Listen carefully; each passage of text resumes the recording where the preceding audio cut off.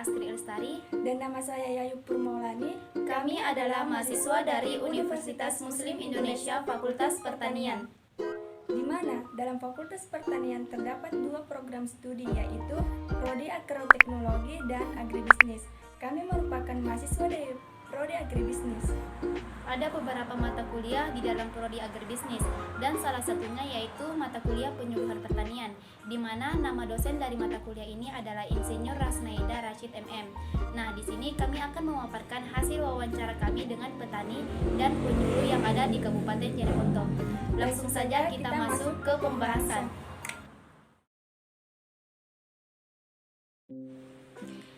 Baik, di sini saya akan memaparkan hasil wawancara saya pada tanggal 24 November 2020 dengan salah satu petani yang ada di Kelurahan Empoang, Kecamatan Binamu, Kabupaten Jeneponto. Langsung saja kita masuk ke bagian identitas responden.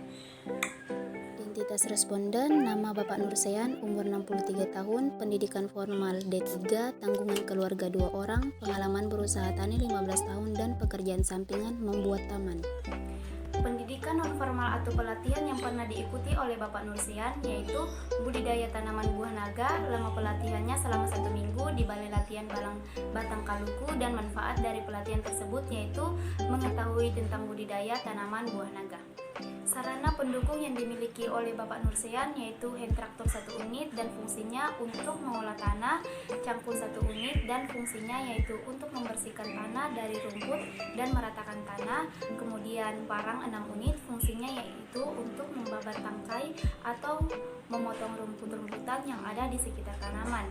Selanjutnya motor 1 unit dan fungsinya yaitu untuk sarana pertanian. Nah, ini adalah lahan yang digunakan Pak Nursean untuk berusaha tani, di mana luas lahannya itu sebesar 0,25 hektar dan status lahannya itu milik sendiri.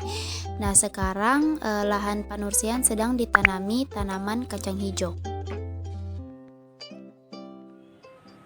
Baik, selanjutnya yaitu produksi yang dihasilkan oleh Bapak Nursean yaitu 700 kg dengan harga persatuan 8.500 dengan total nilai 5.950.000, dan benih yang digunakan yaitu 7 kg dengan harga persatuan 12.000 sehingga total nilai 84.000, dan pupuk yang digunakan yaitu pupuk NPK dengan jumlah fisik 100 kg dan harga persatuannya itu 24.000 sehingga total nilainya 2.400.000. Lalu upah tenaga kerja yaitu pengolahan lahan yang dibutuhkan oleh Bapak Nursean yaitu jumlah fisik 3 dengan harga persatuan 200.000 dan total nilainya 600.000. Lalu penanaman jumlah fisiknya itu 3 dan harga persatuan 75.000 dengan total nilai 225.000, dan pemeliharaan yaitu jumlah fisiknya ada 3 dan harga persatuan 75.000 dengan total nilai 225.000. Lalu pajak lahan yang setiap per tahunnya dibayar oleh Bapak Nursean yaitu 8.000 sehingga total biaya produksi yaitu 3.542.000 dan pendapatannya yaitu 5.942.000. Lalu pendapatan dari kerja sampingan per tahun yang didapat oleh Pak Nursean yaitu 1.900.000. Mengenai teknologi sistem tanaman logo, Pak Nursean pernah mendengarnya dan dia mengetahuinya sejak tahun 2005 dan dia mendengarnya dari informasi pelatihan. Pak Nursean melakukan sistem tanam logo karena hasil panennya lebih banyak dengan menggunakan bibit yang lebih sedikit, dan Pak Nursean pernah mengikuti kegiatan penyuluhan sebanyak 2 kali yang bertempat di Makassar dan di Jeneponto. Mengenai berapa kali dalam sebulan diadakan penyuluhan di tempat Pak Nursean yaitu tidak menentu. Lalu materi-materi yang pernah diberikan oleh PPL yaitu pemupukan pada tanaman padi dan budidaya kacang hijau. Selanjutnya yaitu apa yang dilakukan PPL seandainya Pak Nursean mengalami masalah dalam usaha tani, yaitu memberikan solusi agar yang dialami petani dapat diatasi atau menjembatani ke dinas lain. Lalu bagaimana pendapat Pak Nursean tentang kemampuan PPL baik dari segi pengetahuan, wawasan, dan keterampilan. Yang pertama yaitu penguasaan materi. Pendapat responden yaitu bagus. Kedua, penguasaan teknik, mampu atau mereka memberi contoh sehingga mudah dipahami. Kemudian yang ketiga, penguasaan lapangan. Menurut pendapat responden bagus, dan wawasan tentang kegiatan usaha tani yaitu mudah dipahami dan dapat dilaksanakan dilaksanakan. Pertanyaan selanjutnya yaitu bagaimana menurut responden tentang materi penyuluhan pertanian? Menurutnya mudah dimengerti karena penyuluh memberikan materi dengan menggunakan contoh dan bahasa yang sederhana sehingga para petani dapat mengerti dengan mudah. Menurut Pak Nursean, metode penyuluhan yang paling mudah dimengerti adalah metode secara massal. Karena menurut Pak Nursean, jika menggunakan metode tersebut lebih banyak yang paham, dan menurutnya waktu pelaksanaan penyuluhan sebaiknya dilakukan di siang hari, karena pada saat itu petani sedang beristirahat sehingga ada waktu untuk meluangkan pertemuan. Lalu Pak Nursean mengikuti penyuluhan atas kesadaran diri sendiri. Dan bagaimana sikap responden jika ada tetangga atau teman yang tidak pernah mengikuti kegiatan penyuluhan pertanian? Jawaban dari Pak Nursean adalah melihat kondisi tetangga, apakah dia petani atau bukan. Jika petani, maka diajak bergabung untuk mengikuti penyuluhan. Masalah yang biasa dihadapi oleh Pak Nursean yaitu sehubungan dengan kegiatan berusaha tani adalah biaya dan benih yang kurang bagus atau tidak cocok di lokasi usaha tani. Pertanyaan selanjutnya adalah apakah dalam kegiatan berusaha tani Pak Nursean menerima bantuan dari pemerintah? Jawaban responden yaitu tidak ada bantuan. Lalu saran Pak Nursean kepada PPL yang bertugas adalah untuk lebih rajin lagi ke lokasi dengan membawa informasi teknologi yang baru untuk ditransfer atau diberitahukan kepada para petani. Pertanyaan yang terakhir yaitu harapan Pak Nursean tentang kegiatan penyuluhan yang akan datang, khususnya kepada pemerintah, adalah perbaikan irigasi, karena selama ini irigasi sudah rusak, air terbuang-buang karena selama ini air sangat kurang sehingga mengandalkan air pada saat musim hujan saja. Jika irigasi lebih lebar atau luas, maka air akan tertampung lebih banyak lagi. Baik, di sini saya akan memaparkan hasil wawancara saya pada tanggal 24 November Desa Kayulai Timur, Kecamatan Turatea, Kabupaten Jeneponto. Langsung saja kita masuk ke bagian identitas responden. Bapak Rusmin Nuryadin, umur 41 tahun, pendidikan formal, SLTA, tanggungan keluarga 4 orang, pengalaman berusaha tani 20 tahun, dan pekerjaan sampingan serabutan atau tidak tentu. Pendidikan non-formal atau pelatihan yang pernah diikuti oleh Bapak Rusmin Nuryadin yaitu tidak pernah. Sarana pendukung yang dimiliki oleh Bapak Rusmin Nuryadin yaitu campur 1 unit dan fungsinya untuk membersihkan tanah dari rumput, parang 1 unit dan fungsinya untuk membabat batang yang keras, kemudian motor 1 unit untuk ke sawah, di mana luas lahan 0,50 hektar dan status lahannya itu milik sendiri. Baik, selanjutnya yaitu produksi yang dihasilkan oleh Bapak Rusmin Nuryadin yaitu 1.400 kg dengan harga satu persatuan 8.500 dengan total nilai 11.900.000 dan benih yang digunakan yaitu 14 kg dengan harga persatuan 13.000 sehingga total nilai 182.000 dan pupuk yang digunakan yaitu pupuk urea dengan jumlah fisik 200 kg sehingga total nilai 380.000 dan pupuk NPK jumlah fisik 50 gram dengan harga persatuan 24.000 dengan total nilai 1.200.000. Lalu, upah tenaga kerja yaitu pengolahan lahan yang dibutuhkan oleh Bapak Rusmin jumlah fisik 3 dengan harga persatuan 200.000 dengan total nilainya 600.000. Penanaman jumlah fisik 5 dengan harga satuan 75.000 dengan total nilai 375.000. Pemeliharaan tidak ada.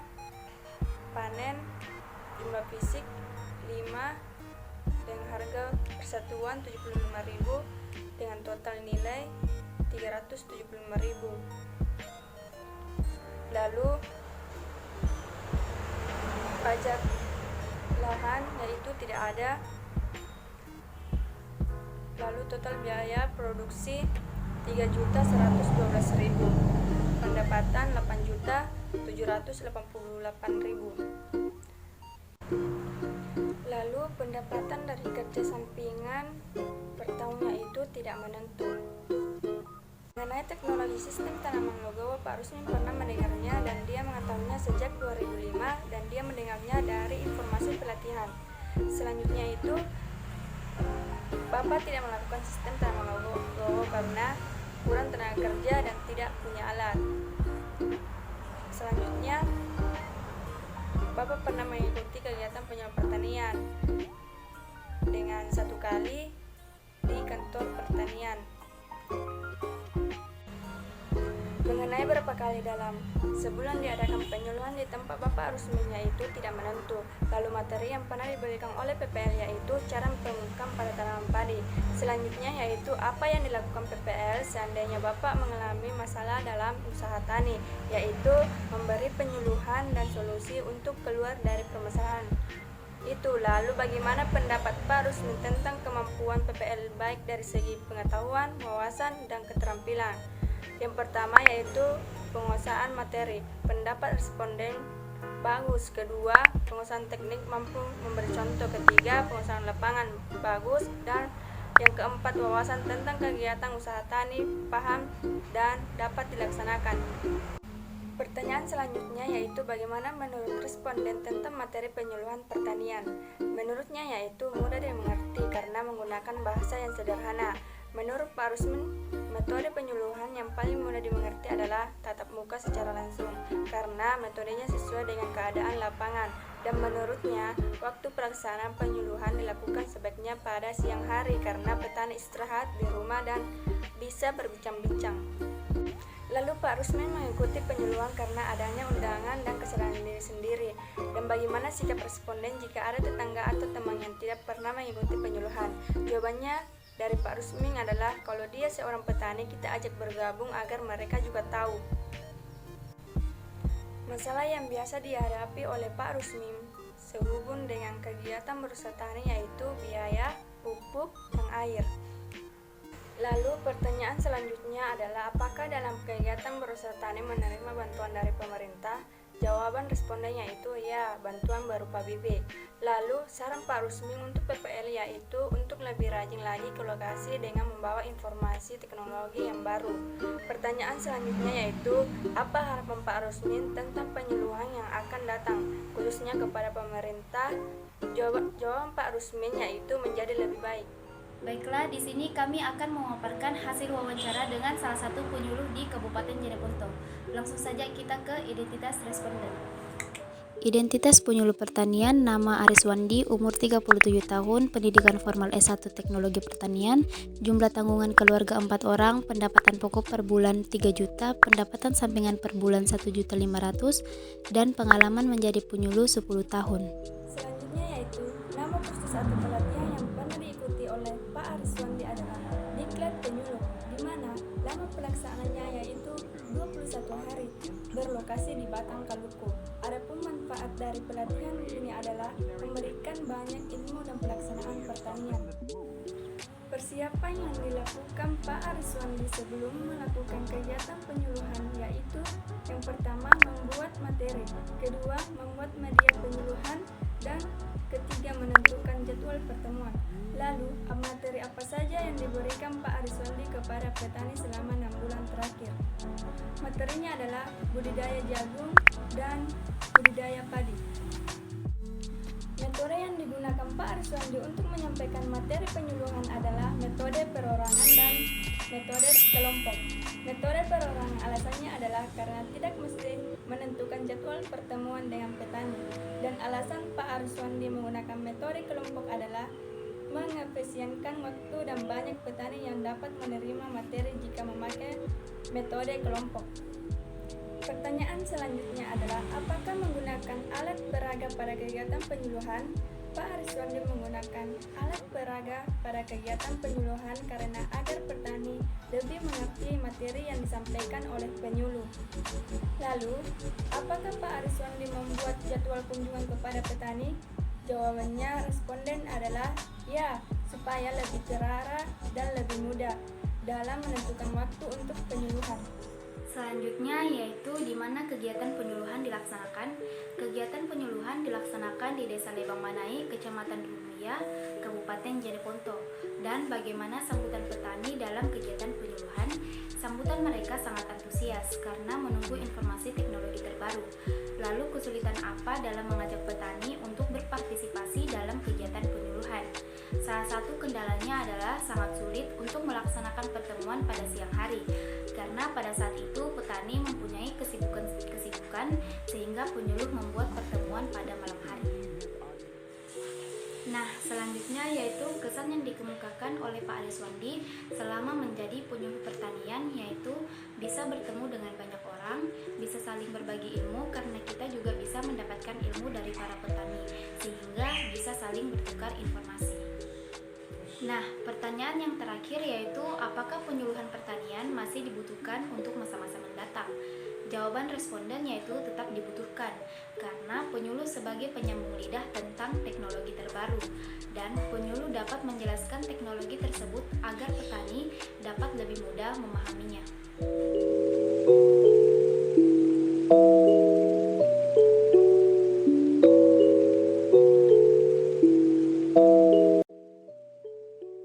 Nah, itulah hasil wawancara kami. Mohon maaf jika ada salah kata. Wabillahi taufiq wal hidayah. Wassalamualaikum warahmatullahi wabarakatuh.